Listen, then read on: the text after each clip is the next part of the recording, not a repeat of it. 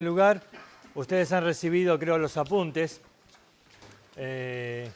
Dos cositas en cuanto a los apuntes. Una es que creo que por equivocación han impreso una versión vieja, así que yo voy a darles en algún momento algunos cambios que hubo, para que ustedes corrijan ahí. La segunda advertencia en cuanto al apunte es que no lo pueden usar.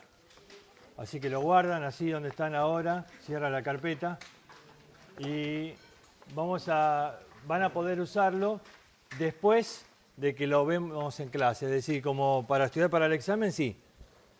El asunto es que, por ejemplo, esta semana vamos a estar viendo el capítulo 1 de Santiago y yo voy a estar mandando algunas investigaciones. Y si ustedes usan el apunte, después van a venir todos acá diciéndome lo que dice el apunte. Yo ya sé lo que dice el apunte. Lo que quiero saber es qué es lo que vos vas a encontrar sobre eso. Entonces, no quiero que utilicen el apunte. Pueden utilizar otros libros, otras cosas, pero no el apunte. Después de la primera semana, entonces pueden leer el apunte, todo lo que está en el capítulo 1 como repaso, pero solo después de cada semana. Cada semana vamos a estar dando algunos versículos para investigar. En el libro de Santiago tenemos 3 objetivos. En primer lugar, es hacer un estudio exegético y práctico del libro de Santiago. Quizás es la única materia en los 3 años de estudio que te permite hacer un estudio de esta manera, un estudio exegético, por cuestiones de tiempo. Cuando se dan otras materias, a veces es imposible llegar a hacer un estudio versículo o palabra por palabra, porque no te alcanza el tiempo. En esta materia, como tenemos 3 horas y son solo 5 capítulos, nos da la posibilidad de hacer un estudio de esta manera, lo que se llama un estudio exegético, y entonces no solamente te va a dar la posibilidad de aprender las lecciones del mismo libro de Santiago, sino también de aprender cómo hacer un estudio exegético para aplicarlo en otros libros de la Biblia. El segundo objetivo, que el alumno desarrolle su habilidad en la interpretación bíblica. Claro, al hacer un estudio así, exegético, nos da la posibilidad de poner en práctica conceptos quizás ya aprendidos, pero que quizás por la falta de investigación propia y personal sobre ciertos textos no desarrollamos. Entonces vamos a practicar con algunos versículos cada semana y ustedes van a tener que hacer un trabajo de investigación. Todos los primeros trabajos no son para entregar, son de investigación y aquí en clase vamos a debatirlos. Vamos a ver qué conclusiones sacamos y qué es lo que realmente podemos entonces determinar sobre tal o cual versículo que vamos a investigar. El último trabajo sí es el único para entregar, porque ya sabiendo más o menos cómo eran los anteriores, vas a entender cómo se hace la investigación y entonces el último sí es para entregar. Entonces, vamos a desarrollar entonces esa habilidad en la interpretación bíblica. Y en tercer lugar, y el más importante, que nuestras vidas sean cambiadas a la luz de la palabra de Dios. Quizás Santiago, algunos lo llaman el Proverbios del Nuevo Testamento. Es un libro sumamente práctico. Y entonces, constantemente vamos a ser confrontados con lo que dice la palabra de Dios. Así que este tercer objetivo también sin duda va a ser muy importante. Les voy a pedir que lean el libro de Santiago una vez por día durante toda la materia. Son 5 capítulos nada más, no te llevan más que 10 minutos o 15 leerlo, depende de tu velocidad de lectura. Así que léelo una vez por día, eso es como tarea, como parte de importante. El libro completo de corrido una vez cada día, 5 capítulos por día, durante los días de clase de la materia. Es decir que cuando terminamos la materia tenés que haberlo leído 12 veces. ¿Sí? Si alguno quiere leerlo los fines de semana también, no está prohibido. Muy bien. Vamos a orar y comenzamos ya con la clase. ¿Quién nos quiere dirigir en oración? Dale. Padre, gracias por este día, Señor, que nos das. Señor, ayúdanos a poder entender esta materia, Padre, que pueda estar en nuestro corazón. Santiago capítulo 1, versículo 1. A ver, alguien que comience a leer. Santiago Listo, ya está. Hasta ahí nomás con la lectura. Santiago, dice, Santiago, siervo de Dios. Tenemos que preguntarnos qué es Santiago, o quién era este Santiago. Había 4 que se mencionan en el Nuevo Testamento, 2 son muy conocidos y 2 no. A los 2 no tan conocidos los descartamos ya de entrada, porque si hubieran sido ellos, se hubieran presentado, como era costumbre en aquella época, Santiago, hijo de fulano. Esta era, como decir, el apellido, es decir, de quién era descendiente. Si no se presentaron de esta manera, es porque era obvio de quién era el que estaba hablando. Entonces no hacía falta esa presentación en cuanto a de quién era hijo. Es decir, solamente se presentaban, solamente mencionando el nombre, aquellas personas que ya eran tan reconocidas que no hacía falta decirte el apellido. ¿Entendés? Entonces, estos 2 Santiagos que se mencionan en los evangelios los descartamos, no pueden haber sido ellos. Pero nos quedan 2 Santiagos que sí eran sumamente reconocidos. El primero es el apóstol. Era uno de los 12 discípulos, era el que comienza a estar en el ministerio al lado del Señor Jesucristo de una manera más cercana que los otros. Ustedes se acuerdan que Jesús tenía 3 discípulos más cercanos que el resto. Eran Pedro, Jacobo, Santiago y Juan. Eran 3 discípulos que él siempre separó y llevó en una manera especial. Sin embargo, este Santiago no pudo haber sido el escritor de la carta porque muere en Hechos capítulo 12 por mano de Herodes. ¿Se acuerdan? Lo mata Santiago y, sin embargo, acá en este libro de Santiago hay menciones, por ejemplo, al concilio de Jerusalén. ¿En qué capítulo está de Hechos? 15. Y Santiago, el apóstol, había muerto en el 12. Así que no pudo haber sido él, porque murió muy temprano en la vida de la iglesia. Es más, vamos a ver ahora en un momento, pero se mencionan aquí los creyentes que fueron dispersados, perseguidos y que ya estaban en otros lugares. Ustedes van a ver que recién comienzan a establecerse iglesias en el capítulo 12 y 13 del libro de los Hechos. Justo Santiago ya había muerto. Es muy improbable entonces que haya podido ser él. Así que nos queda uno solo. Y este Santiago que nos queda es el hermano del Señor Jesucristo. Es el hermano carnal del Señor Jesucristo. Era uno de los que Juan capítulo 7, versículo 1 menciona, dice que ni aún sus hermanos creían en él. Él era hermano del Señor Jesucristo, pero no creía en Cristo hasta que apareció Cristo en la resurrección. Y fíjense un versículo muy interesante en 1 Corintios capítulo 15.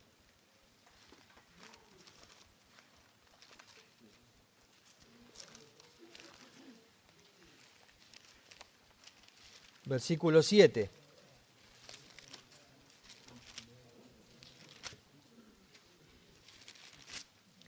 Dice, después apareció a Jacobo, y fíjate qué dice después, y después a todos los apóstoles. Así que el Jacobo que se menciona acá no era el apóstol, porque dice después se apareció a todos los apóstoles. Y esa expresión, no todos los apóstoles. Quiere decir que este Jacobo que se menciona aquí, 1 Corintios 15:7, tiene que haber sido a su hermano.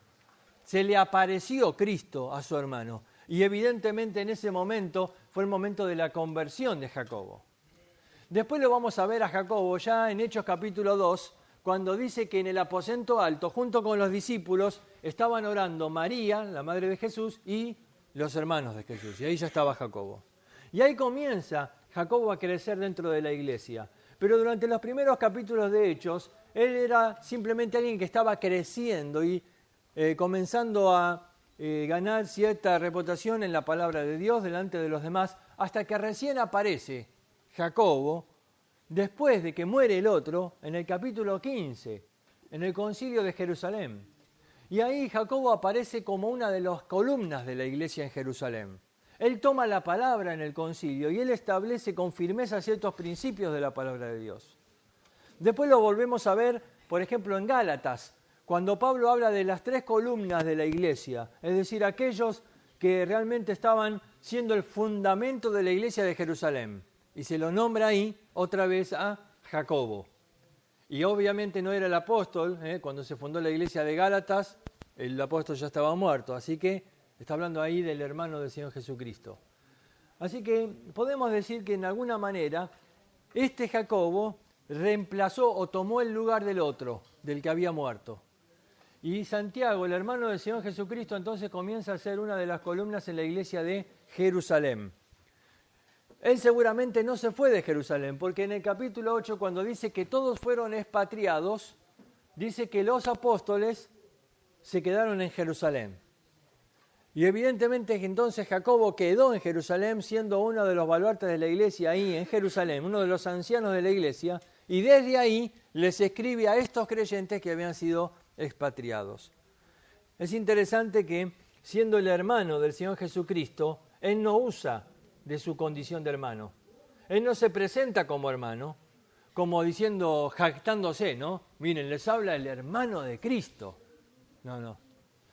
Él no tenía mérito de ser hermano. Porque cuando él era hermano, ni siquiera había creído en Cristo. Así que él se presenta acá, Jacobo o Santiago, siervo de Dios y del Señor Jesucristo. Siervo. Fíjense, hay otro hermano del Señor Jesucristo que también escribe una carta. Es Judas. Fíjate cómo se presenta Judas. A ver, ¿alguien lee Judas 1:1?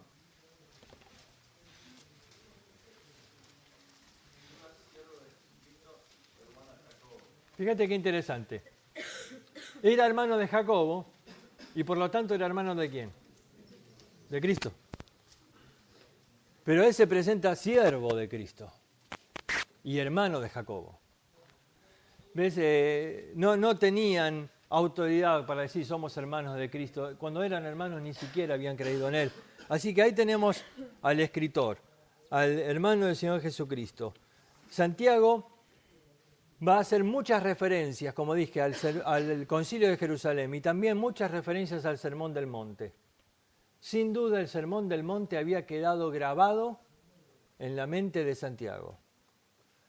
Y vamos a ver cómo hay muchísimas menciones a ese sermón aquí en todo este libro. Muy bien, vamos a seguir entonces. Santiago, siervo de Dios y del Señor Jesucristo. Ya han escuchado mucho de ese término de siervo o esclavo, el esclavo voluntario, digamos, siervo de Dios y del Señor Jesucristo. A las 12 tribus que están en la dispersión, salud. Aquí nos da todo el contexto de la carta, en esta expresión, a las 12 tribus. Cuando se usa la expresión 12 tribus, evidentemente está hablando de judíos. 12 tribus era un término que describía para hablar de todos los judíos. Ustedes saben que durante muchos años estaba una división muy grande entre lo que era Judá e Israel, las tribus del sur y las tribus del norte. Cuando un judío utilizaba la expresión 12 tribus, lo que estaba queriendo decir era todo Israel, era más allá de las divisiones, era todo judío. Ahora, no era cualquier judío, obviamente eran judíos creyentes. Pero el contexto lo describe en la próxima palabra. Dice que están en la dispersión. Estos judíos son los que se convirtieron en los primeros mensajes que dio Pedro en el libro de los Hechos.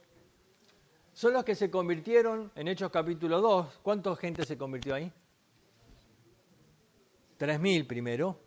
Después en Hechos capítulo 4, ¿cuántos se convirtieron? 5.000.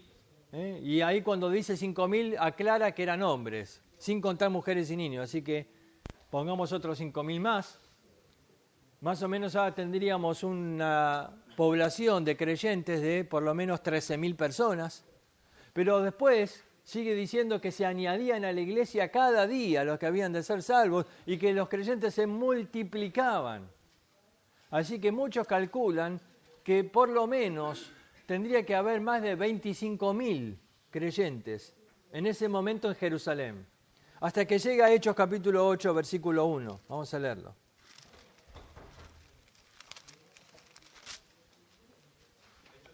Ocho, 1. Y Saulo consentía en su muerte, En aquel día hubo una gran persecución contra la iglesia que estaba en Jerusalén y todos fueron esparcidos por las tierras de Judea y Samaria, salvo los apóstoles. Todos fueron esparcidos, dice, todos. Esos 25.000, un gran número que salió esparcido por toda la tierra. Ahora dice, fíjate qué interesante, por Judea y por Samaria. ¿Te acordás cuál había sido la orden en Hechos 1:8? Y no te podés olvidar, ¿ves? Porque es al revés. 1:8 y 8:1 van juntos. Y en 1:8, ¿qué decía? ¿Me seréis testigos? Jerusalén, Judea, Samaria. Y como no se habían movido, el Señor los movió. Y mandó la persecución para que ellos cumplan lo que Él mismo les había mandado. Ser testigos en Judea y Samaria. Fueron esparcidos. A esto les escribe Santiago, a los creyentes que estaban en la dispersión. Vamos a pensar un momento cuál era la situación de estos creyentes. ¿Cómo te parece que se encontraban estos creyentes? ¿Cómo? Atemorizados. Sin duda es una buena descripción porque era una persecución violenta que los sacó de sus casas y de pronto temor. Sí, temor. ¿A dónde vamos a ir? ¿Qué vamos a hacer en nuestra vida? ¿Cómo vamos a alimentar a nuestros hijos ahora? Temores. ¿Qué otra descripción? ¿Cómo? Sin nada. Porque en la persecución perdieron todo. Sus casas, sus trabajos, no tenían sueldo, no tenían nada, más que lo opuesto. Así que no tenían nada, totalmente pobres. ¿Qué otra situación pensás que vivían estos creyentes? Desesperación, angustia en cuanto a dónde ir, qué vamos a vivir. Pero a esto se suma una desesperación aún mayor. Vamos a pensar en una situación. En primer lugar, ¿a dónde fueron esparcidos? Samaria. ¿Cómo los iban a tratar en Samaria? Eran judíos. Así que te imaginas que iban a ir a tierras donde no los iban a tratar muy bien. ¿Quién les iba a dar trabajo? ¿Quién le da trabajo a un judío en Samaria? Pero no solamente esto, ellos no había iglesias todavía que los reciban. ¿Dónde estamos leyendo? Hechos capítulo 8. ¿Cuándo sale Pablo en los viajes misioneros? Hechos capítulo 13.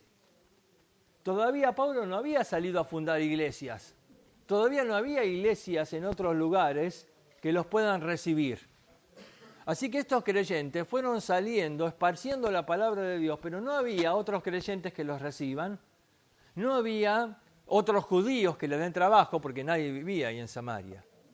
Así que no solamente estaban pobres, sino que estaban despreciados. Nadie los quería, ¿ves? Los judíos no los querían porque se habían convertido, se habían hecho cristianos. Los samaritanos no los querían porque eran judíos. Los gentiles no los querían porque eran de esa secta extraña. Nadie los quería, despreciados, abandonados, pobres, perseguidos, atemorizados. Y una descripción más que se puede agregar a todo esto. ¿Cómo eran estos creyentes en su vida espiritual? ¿Cómo? Bebés. Eran recién convertidos. No tenían crecimiento espiritual, porque se habían convertido y muy prontito fueron esparcidos. Y fíjate qué interesante, no solamente eran niños en Cristo, sino que no tenían liderazgo. No había maestros, no había quien les enseñe. ¿Por qué razón? La última parte del versículo 1 de Hechos 8. Todos fueron esparcidos salvo los apóstoles. Algunos dicen que los apóstoles se quisieron quedar. A mí me parece más bien, si ellos se hubieran querido quedar, ¿qué hubiera sido lo más lógico? Nos quedamos algunos aquí en Jerusalén y otros vamos con los 25.000 creyentes, porque ¿quién va a pastorearlos a ellos? ¿No sería eso lo más lógico? Si dice la Escritura que ninguno de los apóstoles fue con ellos, ¿vos pensás que los discípulos fueron tan tontos de decir no vamos a mandar a ningún apóstol y que ellos se arreglen solos? No. Evidentemente acá fue algo impuesto por la autoridad. Los echamos a todos y a los apóstoles los dejamos acá. ¿Qué logran con eso? ¿Eh? Que se mueran. Porque si vos separás al cuerpo de la cabeza, ellos pensaban, sin los apóstoles, esta gente no va a durar mucho. ¿Quién les va a enseñar? ¿Quién los va a dirigir? No tienen liderazgo, no tienen nada. Así que ellos pensaban que iban a morir, porque claro, no estaban confiando que había una cabeza celestial que era Cristo. Ellos pensaban que la cabeza eran los apóstoles. Era una estrategia de dejar al liderazgo ahí. Así que Santiago les escribe a un grupo de creyentes, nuevitos en la fe, inmaduros, sin liderazgo, totalmente pobres, perseguidos, atemorizados. Este era el contexto y la situación en la que les escribe Santiago. Pero ya con la primera palabra que él les dice, les está llenando de consolación. Porque él dice a las 12 tribus que están en, ¿qué dice? En la dispersión. Ahora, la palabra para dispersión en griego es la palabra diáspora. Y tiene un significado muy especial. Todo judío sabía bien lo que era la diáspora. Porque la diáspora era una siembra, un estilo de siembra. Era cuando el judío salía y comenzaba a sembrar, a caminar por al lado del surco y ahí sembrando la semilla.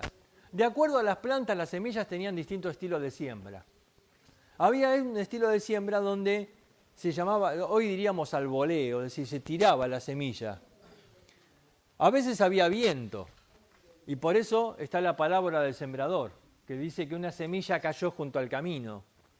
No significa que un labrador era tan tonto que se fue a sembrar al lado del camino, o entre las piedras o entre los espinos. Nadie haría eso. Significa que el viento llevó algunas semillas y cayeron en otro lado. Pero lo que está diciendo aquí Santiago con esta expresión es, yo les estoy escribiendo a aquellos que son parte de la diáspora de Dios, de la siembra de Dios. Dios quiere sembrar el Evangelio por todo el mundo, Dios quiere que la semilla se esparza. Y ellos estaban ahí, encerrados en Jerusalén. Y de pronto entonces Dios mandó un viento, el viento de la persecución. Y dijo, fuera de acá, vamos a sembrar la semilla por otros lados. Y gracias a esta persecución es que el Evangelio se extendió por Judea, por Samaria y se extendió hasta los fines de la tierra, se extendió hasta nosotros hoy. ¿Ves? La persecución puede haber sido, desde el punto de vista de estos creyentes, algo terrible para sus vidas, pero fue algo de tremenda bendición para la vida de otros. ¿Has pensado alguna vez que tu sufrimiento puede ser la bendición para otro? Santiago con esto les está cambiando la perspectiva, les está diciendo, miren, no miren tanto en ustedes mismos y miren lo que Dios está haciendo a través de ustedes. Miren que a través de ustedes Dios está llevando el Evangelio, la semilla está siendo sembrada y otros están llegando a Cristo. ¿Ves? Era ya desde este primer momento enfocarlos correctamente, diciéndoles, miren, entiendo que ustedes pueden estar sufriendo, pero son parte de la siembra de Dios. ¿Ves? Este concepto te llena de gozo en medio del dolor, en medio del sufrimiento. El saber que Dios te está utilizando para llevar el Evangelio a otros. Cuando yo comencé a asistir a la iglesia de Aedo, el anciano de la iglesia era muy viejito ya. Y él había estado varias veces internado. Y una vez le fuimos a visitar al hospital, le habían hecho una operación en el estómago, una de las 15 que tenía. Esperábamos encontrar a un hombre ya medio cansado, derrotado, ¿viste? Por tantas operaciones y tantas cosas. Pero cuando llegamos al hospital le encontramos contento. Y le preguntamos, don Rafael, ¿por qué está contento? Porque me van a cambiar de habitación. Y entonces le dijimos, qué bueno, lo van a poner en una habitación mejor. No, es igual a esta. Y entonces, ¿por qué está contento? Dice, porque acá ya les prediqué a todos. Ahora me llevan a la otra habitación, así que voy a poder seguir predicando a los que están al lado. ¿Ves? Este hombre había entendido que su enfermedad era parte de la siembra de Dios. Era la ocasión para llevar el Evangelio a otros, a quienes él no hubiera visto de otra manera. Él, en lugar de tener lástima de sí mismo, lo que llamamos autoconmiseración, en lugar de deprimirse, Él estaba viendo la oportunidad de predicar el Evangelio y eso le daba gozo en medio de la prueba. ¿Ves? Este es parte hace unos 3 años atrás tuve un choque y estaba ahí en el hospital, me dolía todo hasta el apellido, ¿viste? Estaba tirado ahí. Y estaba mi esposa visitándome y yo no me podía mover mucho, ¿viste? Pero de pronto podía escuchar que ella le estaba predicando a la mujer, que estaba acompañando al hombre que estaba en la cama al lado mío. Lo habían llevado para la sala de operación y la mujer entonces estaba con mucho temor. Y en ese momento aprovechó a predicarle el Evangelio y aceptó a Cristo. Y en medio del dolor, el escuchar a esta mujer orando producía un gozo en mi interior, una satisfacción de saber que Dios estaba utilizando un poco de mi dolor para ganar un alma para Cristo. ¿Ves? Con esta expresión, Santiago ya les cambia el enfoque y los prepara para todo lo que va a decir ahora. Y les va a decir, ustedes son parte de la siembra de Dios. Es un privilegio, es un honor. ¿Ves? A las 12 tribus que están en la dispersión, y algunos dicen, y ahí estornudaron, ¿no? Porque dije, oh, salud. Ahora, esta palabra llama mucho la atención. No era un saludo común entre judíos. ¿Cómo era el saludo común entre judíos? Paz, shalom. Pero esta palabra, que se traduce acá salud, es la palabra chairo, y significa gozo. Gozo. Y era el saludo tradicional de los griegos. Fíjate, los judíos se saludaban con paz, pero los griegos cuando se saludaban decían gozo. Santiago busca llamar la atención acá.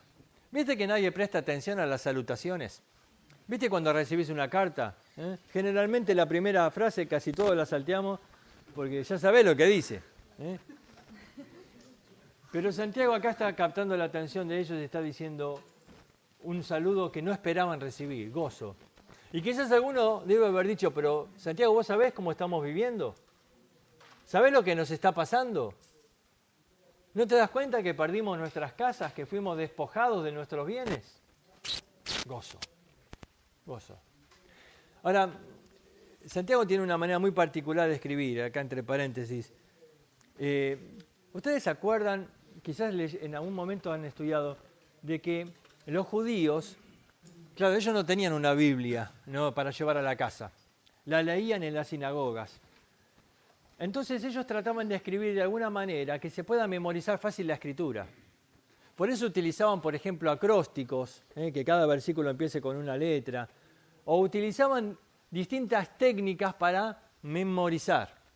Porque ellos se repetían la escritura, debido a que no la podían tener impresa, se la repetían, por eso los padres se la tenían que repetir a los hijos, y era un hábito el memorizar la escritura. Así que ellos en su manera de escribir siempre buscaban técnicas de memorización. Santiago escribe de una manera tradicional judía, una manera fácil de memorizar, y cada última palabra de cada versículo es la primera palabra en el versículo siguiente. Claro, en la traducción al castellano a veces se pierde un poquito, pero vamos a hacer un rápido vistazo para que te des cuenta a lo que me refiero. ¿Cómo termina? La última palabra del versículo 1 sería gozo. Y después dice, tener por sumo gozo. Termina el versículo 2 diciendo pruebas. Comienza el versículo 3 diciendo, sabiendo que la prueba. Termina hablando de paciencia. ¿Cómo comienza el 4? Mantenga la paciencia. Termina hablando de sin que os falte cosa alguna. Versículo 5, y si te falta alguna cosa. Ahora, cada palabra es así por todo el versículo. La última palabra es la primera del otro, y es muy fácil entonces de seguir el hilo y el pensamiento para memorizarlo fácilmente. Así que dice ahí, versículo 2, hermanos míos, tened por sumo gozo. Una expresión de sumo gozo. En el griego comienza con esta palabra, dijimos, comienza con la expresión gozo, sumo gozo, o un gozo puro o sublime. La palabra tened ahí habla de considerad, es decir, considerad o evaluad como un motivo de gozo verdadero. cuando os halléis en diversas pruebas. El término os halléis es un término que significa caer rodeado de. A ver si tenemos. Se escribe así.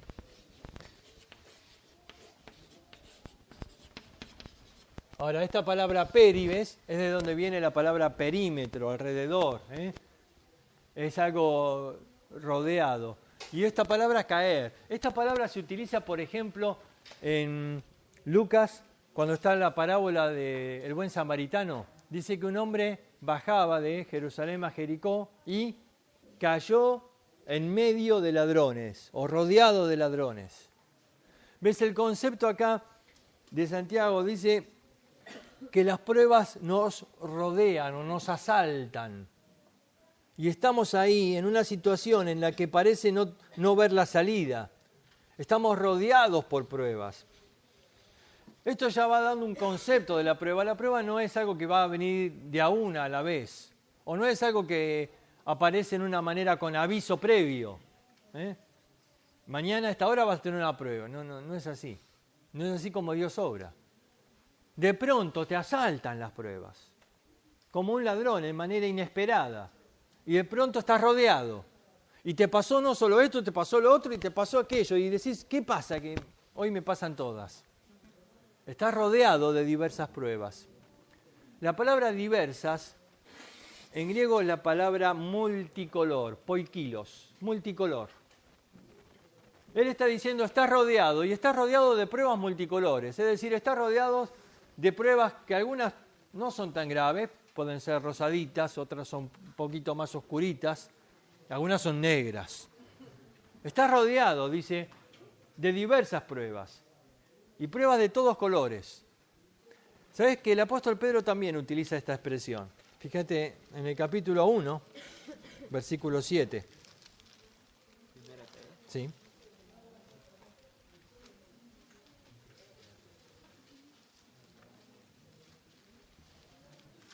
Perdón, al final del 6. Si es necesario, dice, tengáis que ser afligido en diversas pruebas. Y también utiliza la misma palabra, multicolor. Pero Pedro también utiliza esta palabra multicolor en el capítulo 4, versículo 10.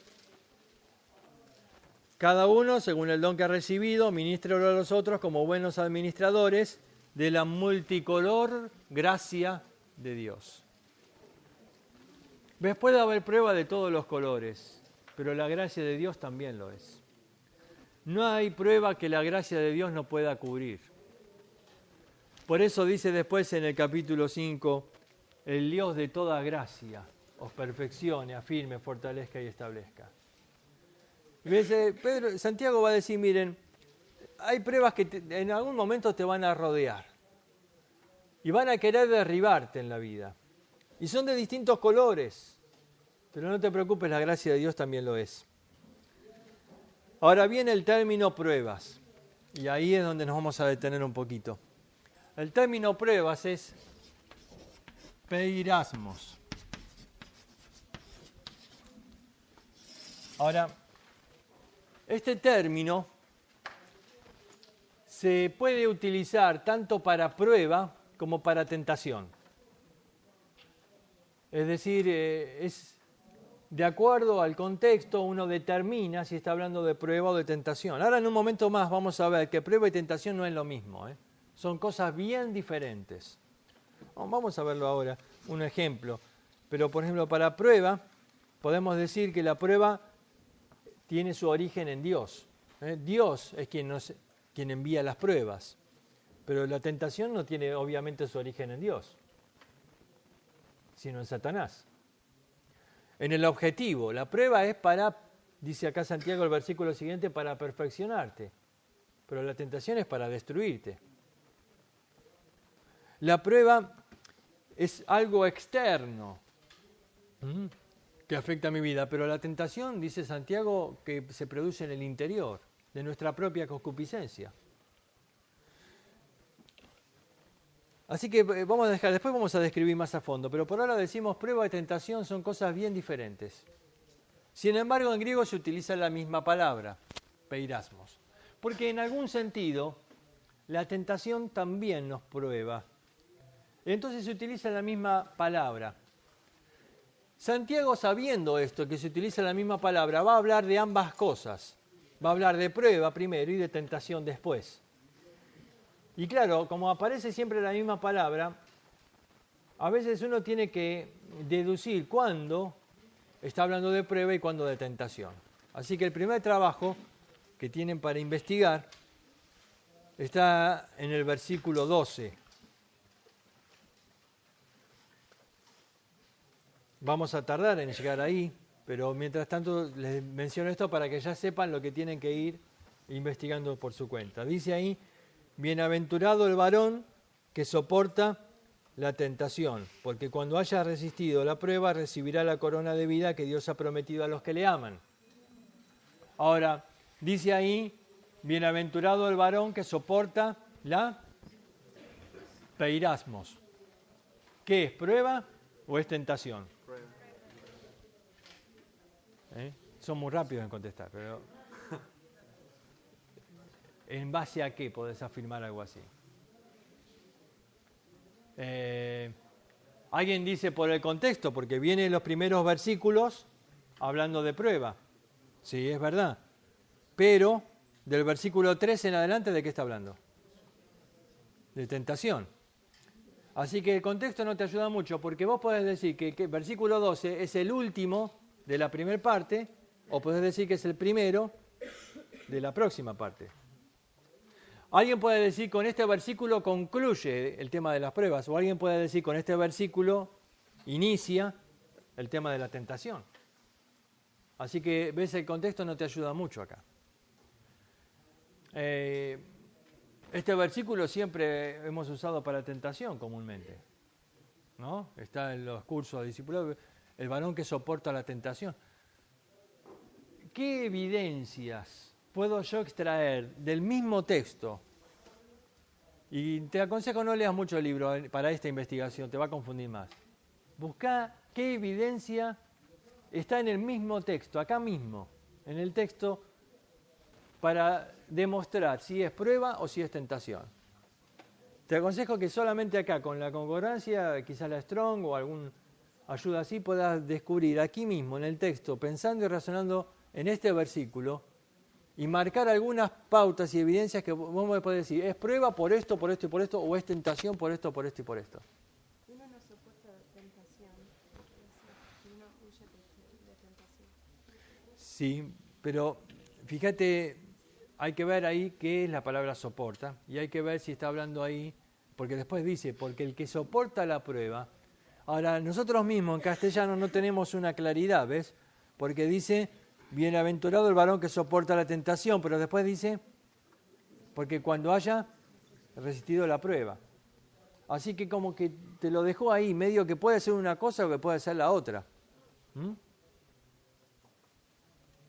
Podría ser, es un argumento, pero lo que quiero decir es que no quiero que me respondan ahora, sino que quiero que investiguen y ver qué es el énfasis del versículo y cómo puedo afirmar que está hablando de una cosa o de la otra, o alguien puede decir de las dos. Por ahí está hablando de las dos cosas. Bueno, puede ser. Entonces, eso es lo que tenés que investigar. Muy bien, pero ahora volvemos entonces al versículo 2 y estamos describiendo esta palabra, peirasmos. Esta palabra significa probar, pero no en el sentido de un examen. Después va a utilizar esa palabra para examen. Prueba en el sentido, esta palabra se utilizaba para ver si, por ejemplo, una moneda era genuina. Si una moneda era original, era genuina, se le hacía esto, peirasmos. Esta palabra habla de prueba en el sentido de experimentar. Por ejemplo, si eso se hacía, ¿no?, a veces en el colegio, ¿no?, si yo afirmo una verdad, bueno, vamos a experimentarla, es decir, vamos a repetir, vamos a poner a prueba eso. Vamos a ver si es así como se dice. Por ejemplo, alguien dice, ¿el jabón flota? Uno puede decir sí, otro no. Vamos a hacer una experiencia. Vamos a agarrar una olla, vamos a tirar el jabón, vamos a hacerlo 50 veces y vamos a ver qué conclusiones sacamos.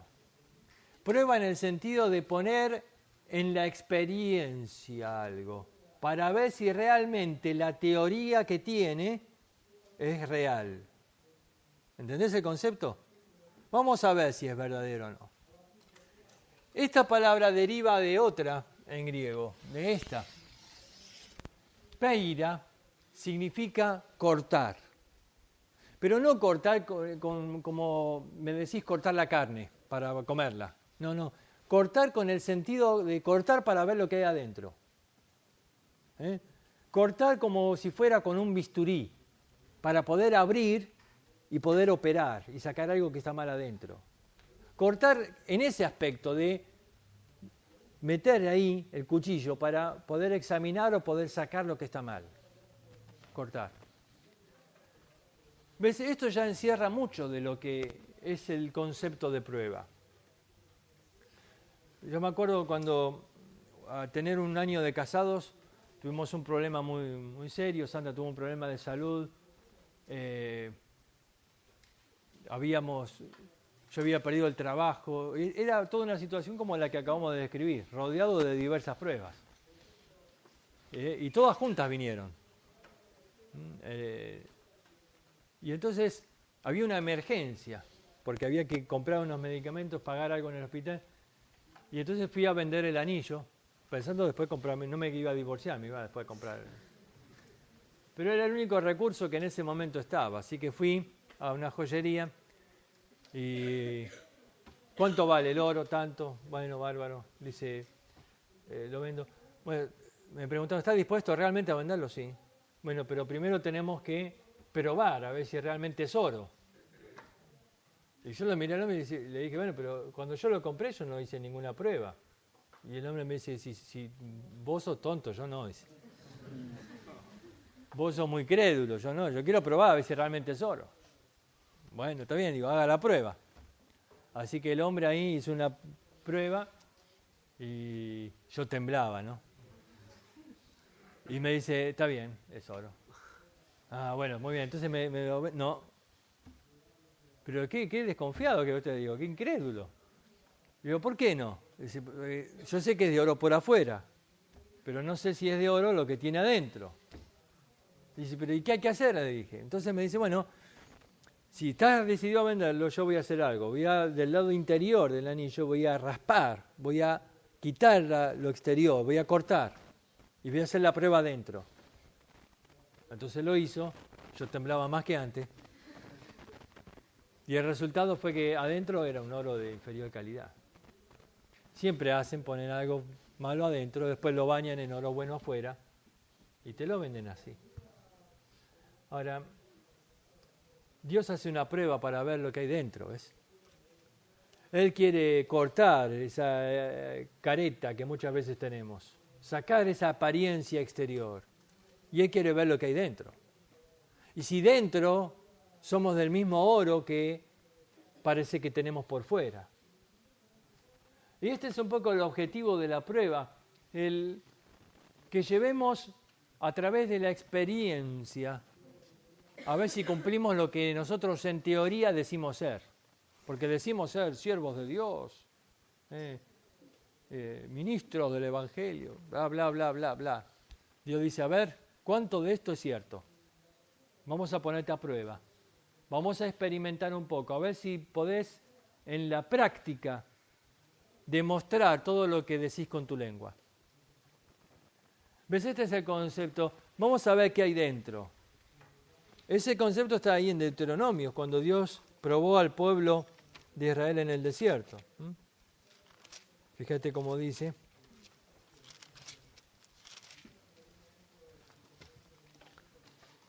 Dice capítulo 8, versículo 2, y te acordarás de todo el camino por donde te ha traído Jehová tu Dios estos 40 años en el desierto para afligirte, para probarte. Y ahí dice, para saber lo que había en tu corazón. Dice, para saber lo que había en tu corazón. Y alguien pregunta, ¿pero Dios no sabe lo que hay en mi corazón? ¿Para qué entonces me manda una prueba? ¿No sabe Él qué tipo de oro soy? Sí, Dios sabe. A veces el que no sabe soy yo. Y a veces la prueba la necesito para que yo descubra lo que hay en mi corazón. Porque la prueba saca a luz lo que hay en mi interior. La prueba descubre lo que hay dentro. Y quizás no es que tanto Dios necesita la prueba, yo la necesito para saber lo que hay dentro. De otra manera no cambiaría. Muy bien, tomamos el recreo y después seguimos. Había una emergencia, porque había que comprar unos medicamentos, pagar algo en el hospital. Y entonces fui a vender el anillo, pensando después comprarme, no me iba a divorciar, me iba después a comprar. Pero era el único recurso que en ese momento estaba, así que fui a una joyería y ¿cuánto vale el oro? Tanto. Bueno, bárbaro. Dice, lo vendo. Bueno, me preguntaron, ¿está dispuesto realmente a venderlo? Sí. Bueno, pero primero tenemos que probar a ver si realmente es oro. Y yo lo miré al hombre y le dije, bueno, pero cuando yo lo compré yo no hice ninguna prueba. Y el hombre me dice, si vos sos tonto, yo no. Dice. Vos sos muy crédulo, yo no. Yo quiero probar a ver si realmente es oro. Bueno, está bien, digo, haga la prueba. Así que el hombre ahí hizo una prueba y yo temblaba, ¿no? Y me dice, está bien, es oro. Ah, bueno, muy bien, entonces no. Pero qué desconfiado que usted digo, qué incrédulo. Digo, ¿por qué no? Dice, yo sé que es de oro por afuera, pero no sé si es de oro lo que tiene adentro. Dice, pero ¿y qué hay que hacer? Le dije. Entonces me dice, bueno, si estás decidido a venderlo, yo voy a hacer algo. Del lado interior del anillo voy a raspar, voy a quitar lo exterior, voy a cortar y voy a hacer la prueba adentro. Entonces lo hizo, yo temblaba más que antes. Y el resultado fue que adentro era un oro de inferior calidad. Siempre ponen algo malo adentro, después lo bañan en oro bueno afuera y te lo venden así. Ahora, Dios hace una prueba para ver lo que hay dentro, ¿ves? Él quiere cortar esa careta que muchas veces tenemos, sacar esa apariencia exterior. Y Él quiere ver lo que hay dentro. Y si dentro somos del mismo oro que parece que tenemos por fuera.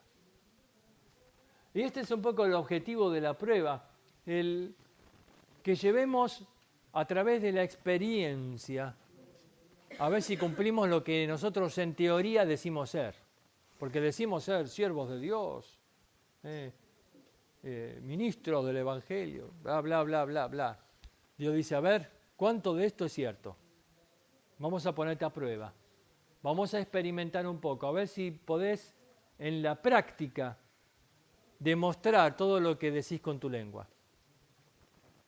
¿Ves? Este es el concepto. Vamos a ver qué hay dentro. Ese concepto está ahí en Deuteronomio, cuando Dios probó al pueblo de Israel en el desierto. Fíjate cómo dice.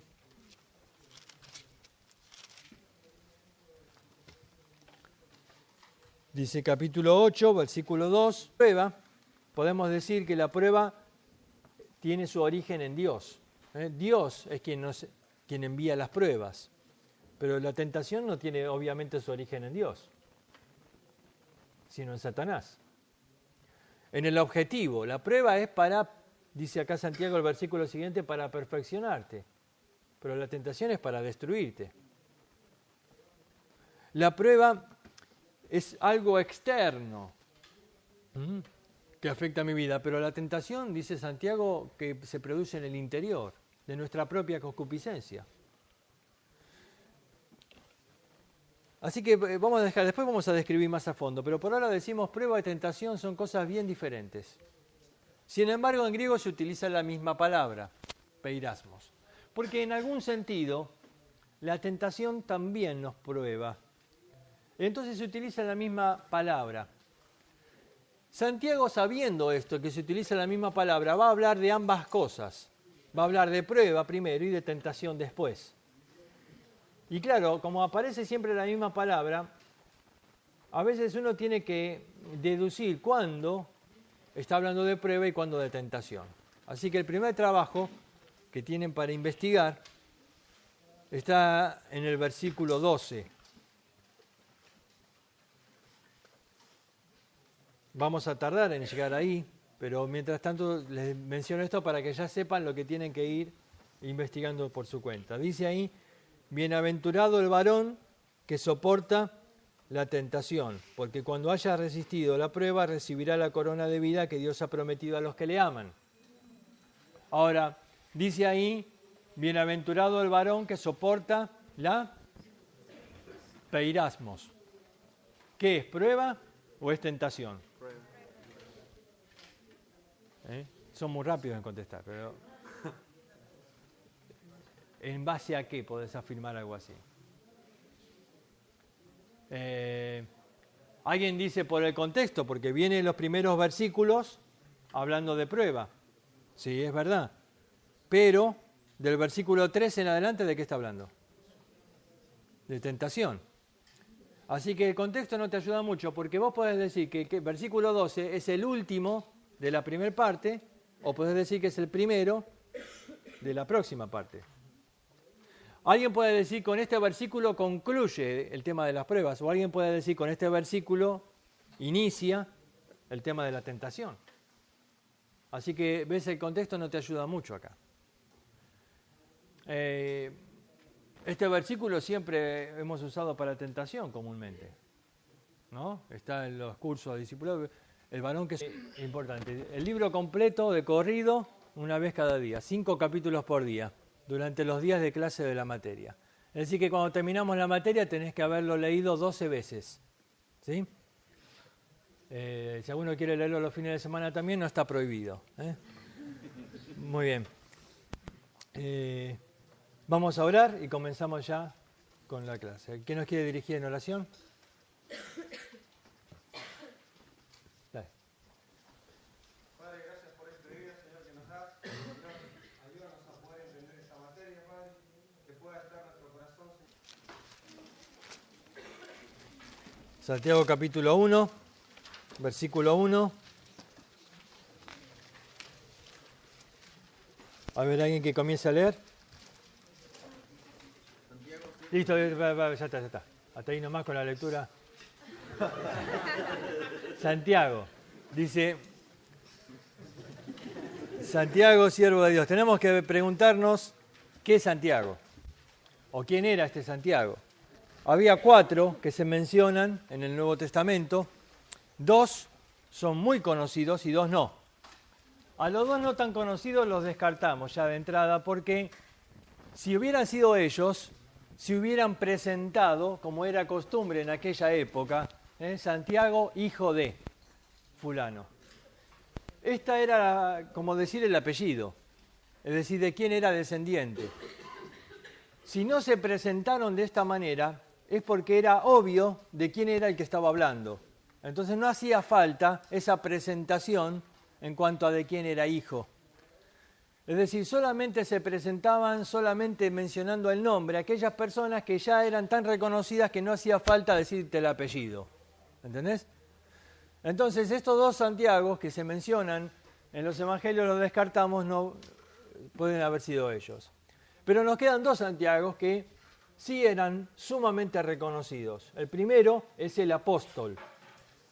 Era uno de los 12 discípulos, era el que comienza a estar en el ministerio al lado del Señor Jesucristo de una manera más cercana que los otros. Ustedes se acuerdan que Jesús tenía 3 discípulos más cercanos que el resto. Eran Pedro, Jacobo, Santiago y Juan. Eran 3 discípulos que él siempre separó y llevó en una manera especial. Sin embargo, este Santiago no pudo haber sido el escritor de la carta porque muere en Hechos capítulo 12 por mano de Herodes. ¿Se acuerdan? Lo mata Santiago y, sin embargo, acá en este libro de Santiago hay menciones, por ejemplo, al concilio de Jerusalén. ¿En qué capítulo está de Hechos? Ayuda mucho porque vos podés decir que versículo 12 es el último de la primera parte o podés decir que es el primero de la próxima parte. Alguien puede decir con este versículo concluye el tema de las pruebas o alguien puede decir con este versículo inicia el tema de la tentación. Así que ves, el contexto no te ayuda mucho acá. Este versículo siempre hemos usado para tentación comúnmente, ¿no? Está en los cursos de discipulado, el varón que soporta la tentación. ¿Qué evidencias puedo yo extraer del mismo texto? Y te aconsejo no leas mucho el libro para esta investigación, te va a confundir más. Busca qué evidencia está en el mismo texto, acá mismo, en el texto, para demostrar si es prueba o si es tentación. Te aconsejo que solamente acá, con la concordancia, quizás la Strong o alguna ayuda así, puedas descubrir aquí mismo, en el texto, pensando y razonando en este versículo, y marcar algunas pautas y evidencias que vos me podés decir, es prueba por esto, por esto y por esto, o es tentación por esto, por esto y por esto. Uno no soporta tentación, uno huye de tentación. Sí, pero fíjate, hay que ver ahí qué es la palabra soporta, y hay que ver si está hablando ahí, porque después dice, porque el que soporta la prueba. Ahora, nosotros mismos en castellano no tenemos una claridad, ¿ves? Porque dice, bienaventurado el varón que soporta la tentación, pero después dice, porque cuando haya resistido la prueba. Así que como que te lo dejó ahí, medio que puede ser una cosa o que puede ser la otra. Podría ser, es un argumento, pero lo que quiero decir es que no quiero que me respondan ahora, sino que quiero que investiguen y ver qué es el énfasis del versículo y cómo puedo afirmar que está hablando de una cosa o de la otra, o alguien puede decir de las dos. Por ahí está hablando de las dos cosas. Bueno, puede ser. Entonces, eso es lo que tenés que investigar. Muy bien, pero ahora volvemos entonces al versículo 2 y estamos describiendo esta palabra, peirasmos. Esta palabra significa probar, pero no en el sentido de un examen. Después va a utilizar esa palabra para examen. Prueba en el sentido, esta palabra se utilizaba para ver si, por ejemplo, una moneda era genuina. Si una moneda era original, era genuina, se le hacía esto, peirasmos. Esta palabra habla de prueba en el sentido de experimentar. Uno huye de tentación. Sí, pero fíjate, hay que ver ahí qué es la palabra soporta y hay que ver si está hablando ahí, porque después dice, porque el que soporta la prueba. Ahora, nosotros mismos en castellano no tenemos una claridad, ¿ves? Porque dice, bienaventurado el varón que soporta la tentación, pero después dice, porque cuando haya resistido la prueba. Así que como que te lo dejó ahí, medio que puede ser una cosa o que puede ser la otra. Podría ser, es un argumento, pero lo que quiero decir es que no quiero que me respondan ahora, sino que quiero que investiguen y ver qué es el énfasis del versículo y cómo puedo afirmar que está hablando de una cosa o de la otra, o alguien puede decir de las dos. Por ahí está hablando de las dos cosas. Bueno, puede ser. Entonces, eso es lo que tenés que investigar. Muy bien, pero ahora volvemos entonces al versículo 2 y estamos describiendo esta palabra, peirasmos. Esta palabra significa probar, pero no en el sentido de un examen. Después va a utilizar esa palabra para examen. Prueba en el sentido, esta palabra se utilizaba para ver si, por ejemplo, una moneda era genuina. Si una moneda era original, era genuina, se le hacía esto, peirasmos. Esta palabra habla de prueba en el sentido de experimentar. Por ejemplo, si eso se hacía, ¿no? A veces en el colegio, ¿no? Si yo afirmo una verdad, bueno, vamos a experimentarla, es decir, vamos a repetir, vamos a poner a prueba eso. Vamos a ver si es así como se dice. Por ejemplo, alguien dice, ¿el jabón flota? Uno puede decir sí, otro no. Vamos a hacer una experiencia. Vamos a agarrar una olla, vamos a tirar el jabón, vamos a hacerlo 50 veces y vamos a ver qué conclusiones sacamos.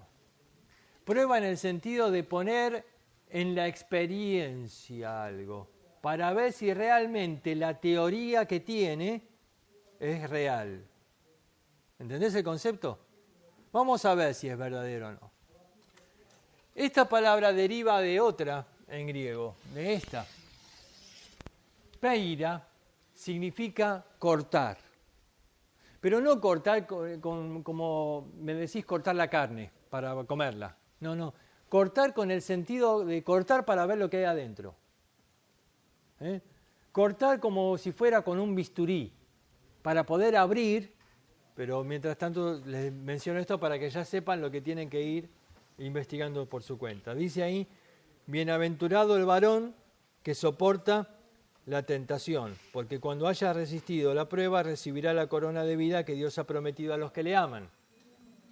Ahora, dice ahí, bienaventurado el varón que soporta la peirasmos. ¿Qué es, prueba o es tentación? Prueba.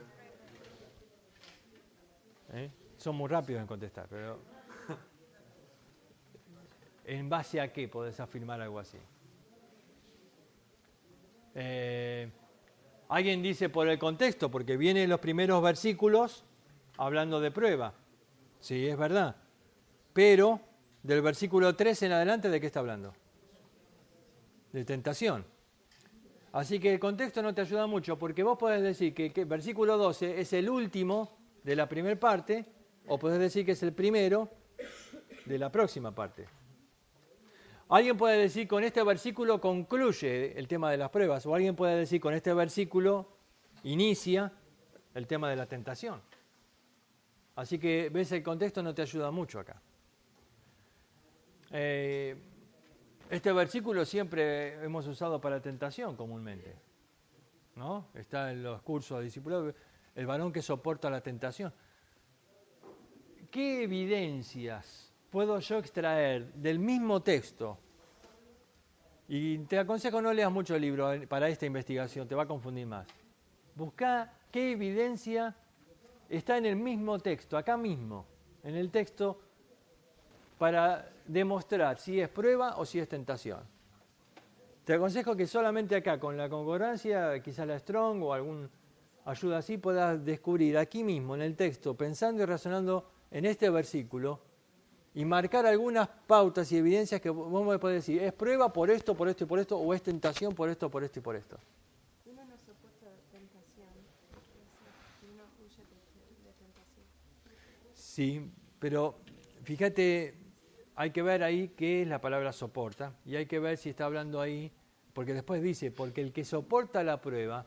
Ahora, nosotros mismos en castellano no tenemos una claridad, ¿ves? Porque dice, bienaventurado el varón que soporta la tentación, pero después dice, porque cuando haya resistido la prueba. Así que como que te lo dejó ahí, medio que puede ser una cosa o que puede ser la otra.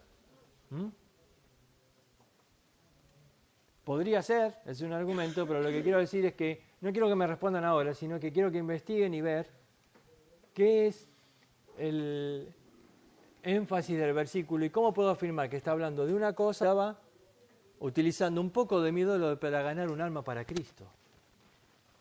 ¿Ves? Con esta expresión, Santiago ya les cambia el enfoque y los prepara para todo lo que va a decir ahora. Y les va a decir, ustedes son parte de la siembra de Dios. Es un privilegio, es un honor. ¿Ves? A las 12 tribus que están en la dispersión, y algunos dicen, y ahí estornudaron, ¿no? Porque dije, oh, salud. Ahora, esta palabra llama mucho la atención. No era un saludo común entre judíos. ¿Cómo era el saludo común entre judíos? Paz, shalom.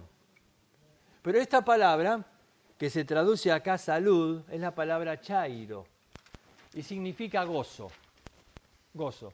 Y era el saludo tradicional de los griegos. Fíjate, los judíos se saludaban con paz, pero los griegos cuando se saludaban decían gozo.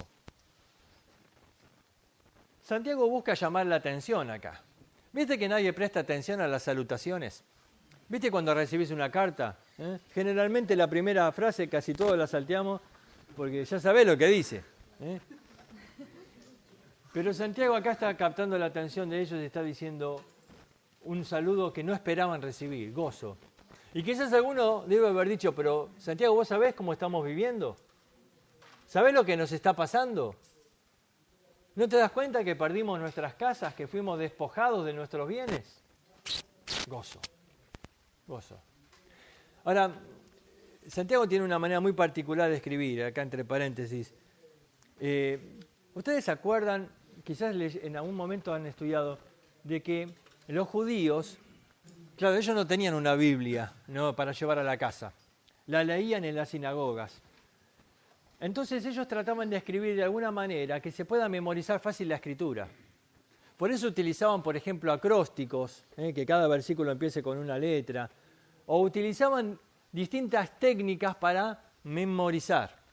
Porque ellos se repetían la escritura, debido a que no la podían tener impresa, se la repetían, por eso los padres se la tenían que repetir a los hijos, y era un hábito el memorizar la escritura. Así que ellos en su manera de escribir siempre buscaban técnicas de memorización. Santiago escribe de una manera tradicional judía, una manera fácil de memorizar, y cada última palabra de cada versículo es la primera palabra en el versículo siguiente. Claro, en la traducción al castellano a veces se pierde un poquito, pero vamos a hacer un rápido vistazo para que te des cuenta a lo que me refiero. ¿Cómo termina? La última palabra del versículo 1 sería gozo. Y después dice, era uno de los 12 discípulos, era el que comienza a estar en el ministerio al lado del Señor Jesucristo de una manera más cercana que los otros. Ustedes se acuerdan que Jesús tenía 3 discípulos más cercanos que el resto. Eran Pedro, Jacobo, Santiago y Juan. Eran 3 discípulos que él siempre separó y llevó en una manera especial. Sin embargo, este Santiago no pudo haber sido el escritor de la carta porque muere en Hechos capítulo 12 por mano de Herodes. ¿Se acuerdan? Lo mata Santiago y, sin embargo, acá en este libro de Santiago hay menciones, por ejemplo, al concilio de Jerusalén. ¿En qué capítulo está de Hechos? 15. Y Santiago, el apóstol, había muerto en el 12. Así que no pudo haber sido él, porque murió muy temprano en la vida de la iglesia. Es más, vamos a ver ahora en un momento, pero se mencionan aquí los creyentes que fueron dispersados, perseguidos y que ya estaban en otros lugares. Ustedes van a ver que recién comienzan a establecerse iglesias en el capítulo 12 y 13 del libro de los Hechos. Justo Santiago ya había muerto. Es muy improbable entonces que haya podido ser él. Así que nos queda uno solo. Y este Santiago que nos queda es el hermano del Señor Jesucristo. Es el hermano carnal del Señor Jesucristo. Era uno de los que Juan capítulo 7, versículo 1 menciona, dice que ni aún sus hermanos creían en él. Él era hermano del Señor Jesucristo, pero no creía en Cristo hasta que apareció Cristo en la resurrección. Y fíjense un versículo muy interesante en 1 Corintios capítulo 15.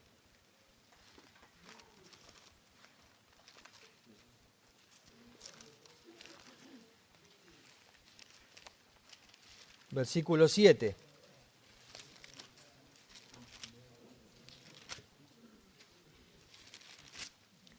Dice, después apareció a Jacobo, y fíjate qué dice después, y después a todos los apóstoles. Así que al Jacobo que se menciona acá no era el apóstol, porque dice después se apareció a todos los apóstoles. Y esa expresión, no todos los apóstoles. Quiere decir que este Jacobo que se menciona aquí, 1 Corintios 15:7, tiene que haber sido a su hermano. Se le apareció Cristo a su hermano. Y evidentemente en ese momento fue el momento de la conversión de Jacobo. Después lo vamos a ver a Jacobo ya en Hechos capítulo 2, cuando dice que en el aposento alto, junto con los discípulos, estaban orando María, leían en él. Él era hermano del Señor Jesucristo, pero no creía en Cristo hasta que apareció Cristo en la resurrección. Y fíjense un versículo muy interesante en 1 Corintios capítulo 15.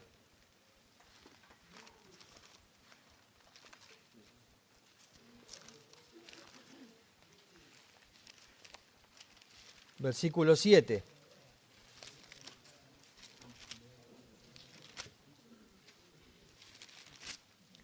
Dice, después apareció a Jacobo, y fíjate qué dice después, y después a todos los apóstoles. Así que el Jacobo que se menciona acá no era el apóstol, porque dice después se apareció a todos los apóstoles. Y esa expresión, no todos los apóstoles.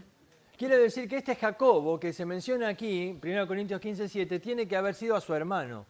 Se le apareció Cristo a su hermano. Y evidentemente en ese momento fue el momento de la conversión de Jacobo. Después lo vamos a ver a Jacobo ya en Hechos capítulo 2, cuando dice que en el aposento alto, junto con los discípulos, estaban orando María, la madre de Jesús, y los hermanos de Jesús. Y ahí ya estaba Jacobo. Y ahí comienza Jacobo a crecer dentro de la iglesia. Pero durante los primeros capítulos de Hechos, él era simplemente alguien que estaba creciendo y comenzando a ganar cierta reputación en la palabra de Dios delante de los demás, hasta que recién aparece Jacobo, después de que muere el otro, en el capítulo 15, en el concilio de Jerusalén. Y ahí Jacobo aparece como una de las columnas de la iglesia en Jerusalén. Él toma la palabra en el concilio y él establece con firmeza ciertos principios de la palabra de Dios. Después lo volvemos a ver, por ejemplo, en Gálatas, cuando Pablo habla de las 3 columnas de la iglesia, es decir, aquellos que realmente estaban siendo el fundamento de la iglesia de Jerusalén. Y se lo nombra ahí otra vez a Jacobo.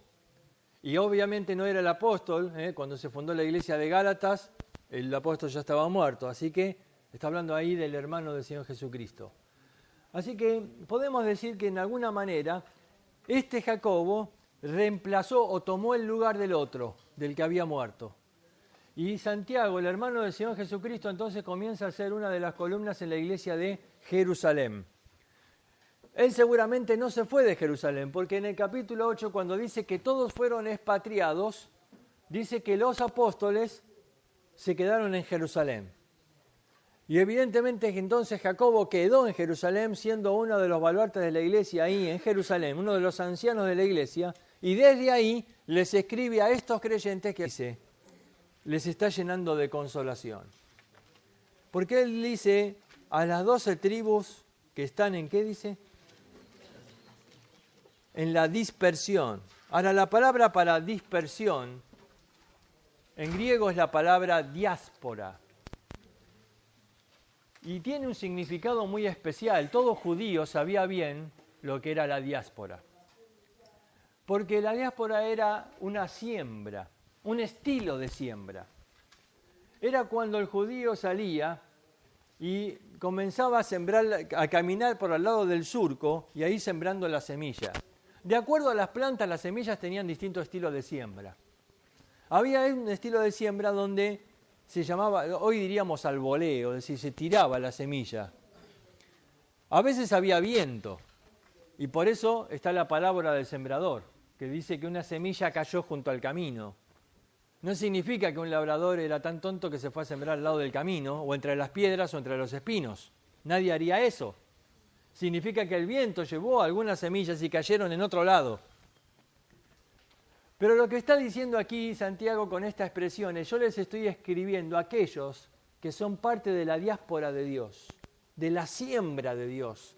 Dios quiere sembrar el evangelio por todo el mundo, Dios quiere que la semilla se esparza. Y ellos estaban ahí, encerrados en Jerusalén. Y de pronto entonces Dios mandó un viento, el viento de la persecución. Y dijo, fuera de acá, vamos a sembrar la semilla por otros lados. Y gracias a esta persecución es que el evangelio se extendió por Judea, por Samaria y se extendió hasta los fines de la tierra, se extendió hasta nosotros hoy. ves la persecución, puede haber sido, desde el punto de vista de estos creyentes, algo terrible para sus vidas, pero fue algo de tremenda bendición para la vida de otros. ¿Has pensado alguna vez que tu sufrimiento puede ser la bendición para otro? Santiago con esto les está cambiando la perspectiva, les está diciendo, miren, no miren tanto en ustedes mismos y miren lo que Dios está haciendo a través de ustedes. Miren que a través de ustedes Dios está llevando el Evangelio, la semilla está siendo sembrada y otros están llegando a Cristo. ¿Ves? Era ya desde este primer momento enfocarlos correctamente, diciéndoles, miren, entiendo que ustedes pueden estar sufriendo, pero son parte de la siembra de Dios. ¿Ves? Este concepto te llena de gozo en medio del dolor, en medio del sufrimiento. El saber que Dios te está utilizando para llevar el Evangelio a otros. Cuando yo comencé a asistir a la iglesia de Aedo, el anciano de la iglesia era muy viejito ya. Y él había estado varias veces